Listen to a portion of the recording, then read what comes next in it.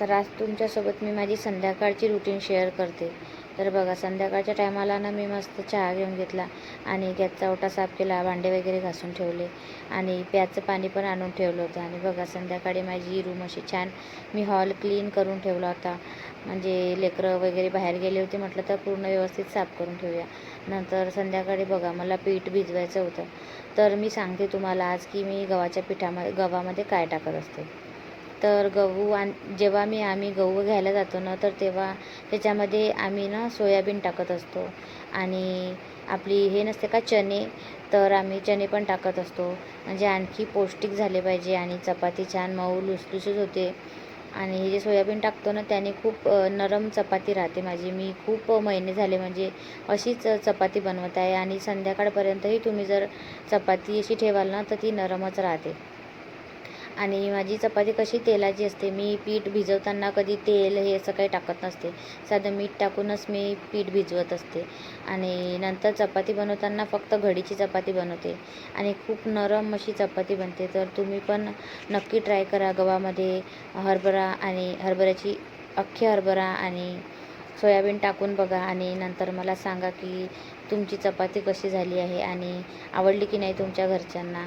त्याच्यानंतर बघा, मला माझ्या लेकराला मग मी वरण आणि चपाती होती ती थोडीशी करून त्याला खायला दिली होती आणि ते पण त्याने 2-3 घास खाल्ले आणि नंतर मग तो खात नव्हता. तर म्हटलं संध्याकाळच्या टायमाला यांना अप्पे बनवून देते. तर माझ्याकडे रवा पण होता आणि मी रवा आणि दही छान मिक्स करून 10-15 मिनटं आधीच ठेवून दिलं होतं आणि ते छान फुललं होतं. मग त्याच्यामध्ये मी कांदाच टाकला होता, कारण टोमॅटो आणि मिरची टाकलं तर माझे लेकरं खातील नाही, त्याच्यामुळे मग मी टाकलं नाही.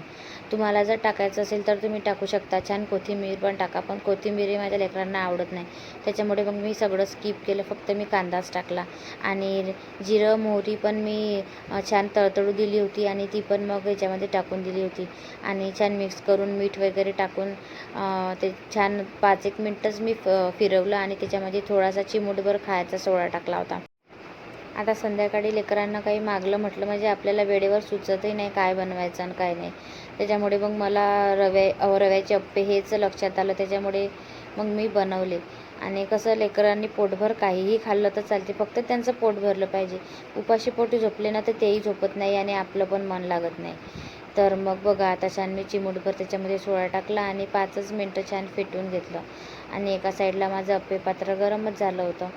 नंतर त्याच्यामध्ये मी हे मिश्रण टाकलं रव्याचं आणि 5-1 मिनटं झाकण ठेवून दिलं आणि मी दही आहे ना ते थोडं गोड वापरलं होतं, त्याच्यामुळे छान गोड म्हणजे खट्ट मिठ्ठं लागत होते अप्पे, पण खूप माझ्या लेकरांना आवडले. तर तुम्ही पण असं ट्राय करून बघा. तुम्हाला तुमच्या लेकरांना पण आवडेल, लेकरांना काय तुम्हाला पण खूप आवडेल. आणि चटणी वगैरे बनवायचं काम नाही, कारण माझे लेकरं लहान आहे तर ते असे सुकेच अप्पे खात असतात. आणि हेच रव्याचं मिश्रण वापरून आपण छान उत्तप्पम पण बनवू शकतो आणि रवा आणि जे डोसे असतात तसे ते पण त्या टाईपने पण बनवू शकतो किंवा चिल्ले रव्याचे तसं पण बनवू शकतो आणि तसे पण आपण बनवू शकतो. तर बघा, छान 5-10 मिनटातच ते झाले होते आणि ते अप्पे पात्र आहे ना ते मधातल्या साईडला जास्त गरम होते. तर बघा, मधातले 3 जरा लाल लाल झाले होते आणि बाकीचे थोडे कच्चे होते. तर मग मी साईडला छान बघा पूर्ण लाल लाल म्हणजे काळे काळे झाले होते. तर मी छान पलटून त्यांना घेतलं आणि नंतर आणखी छान गरम करून घेतले आणि मग लेकरांना खायला दिले होते. तर लेकरांनी खूप आवडीने. तर बघा, आपले असे क्रिस्पी अप्पे छान रेडी झाले आहेत इन्स्टंटवाले. त्याच्यानंतर मग घरातले जे छोटे मोठे कामं म्हणजे मीठ संपलं होतं, तर मी मिठाच्या बरणीमध्ये मीठ टाकून दिलं होतं आणि त्याच्यानंतर बघा, हे लेकरांना परत अप्पे राहिले होते ते पण देऊन दिले.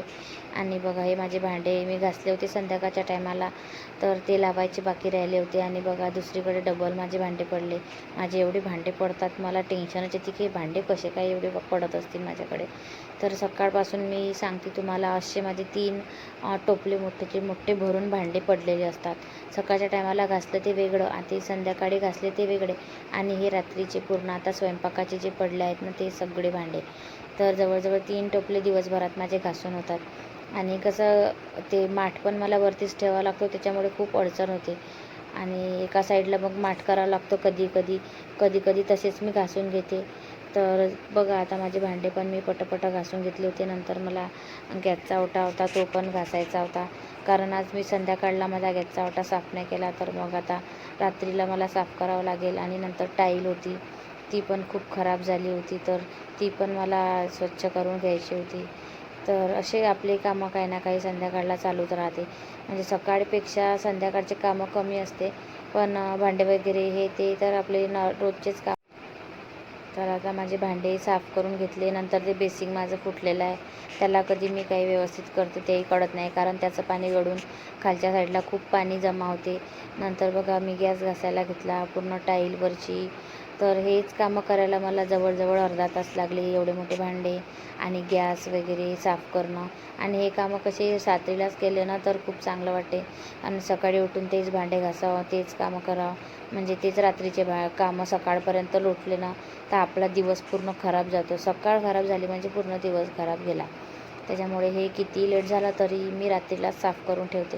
कधीतरीच असं होते की मी भांडे घासत नसेन किंवा गॅस ओटा साफ नाही करत असेन, पण क्वचित माझ्याच्याने जेव्हा होईल मी तेव्हा साफच करून ठेवते.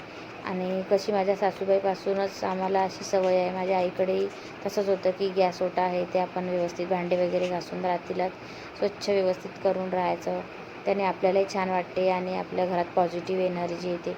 आणि आपल्यालाही सकाळी उठल्याबरोबर खूपच छान वाटते, म्हणजे आपले नवीन दिवसाची सुरुवात होते. नाहीतर ती संध्याकाळ रात्रीपासूनचे कामं आपण सकाळपर्यंत घेतली ना तर कंटाळवाणे दिवस जाते आपला. तर बघा बोलता बोलता माझा पूर्ण गॅसचा ओटा मी व्यवस्थित साफ करून घेते. आणि बघा रात्रीला माझे हे पूर्ण भांडे झाल्यानंतर बघा माझं किचन किती छान व्यवस्थित वाटते. मला माझं किचन खूप आवडते, कारण माझा दिवसपासून संध्याकाळ रात्र माझी इथंच जाते. नंतर रात्रीला मला डोस्याचं भिजवायचं होतं, तर ते पण मी भिजवून घेतलं. तर कसा वाटला तुम्हाला व्हिडिओ? माझा व्हिडिओ जर आवडला असेल तर लाईक आणि सबस्क्राईब करायला विसरू नका. बाय सगळ्यांना.